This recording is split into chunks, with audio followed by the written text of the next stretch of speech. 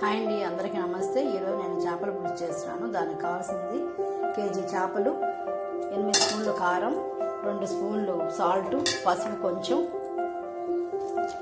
టమాటా ఒకటి, హాఫ్ మామిడికాయ, 1 వంకాయ, 50 గ్రాముల చింతపండు, తాలింపు కోసము ఆవాలు 1 స్పూను, మెంతులు, జీలకర్ర, ఇంగువ. ఆల్రెడీ నేను చింతపండు నానబెట్టుకున్నానండి. కొంచెం చింతపండు గుజ్జేసి అంతా కలుపుకున్నాము. మొత్తం కలిపేసాను. ఒక హాఫ్ అన్ అవర్ నానబెట్టుకోవాలి. ఈ లోపల చింతపండు తీసుకున్నాము.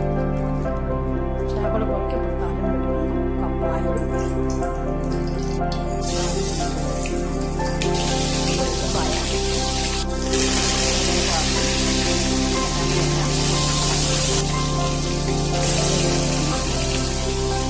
బాగా కలుపుకొని 5 నిమిషాలు అలాగే ఉంచాలి.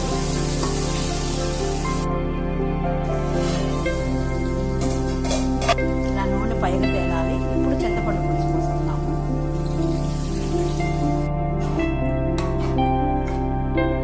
నేను చిన్న పొయ్యి మీద పెట్టాను. 15 నిమిషాలు అలాగే ఉంచాలి పొయ్యి మీద.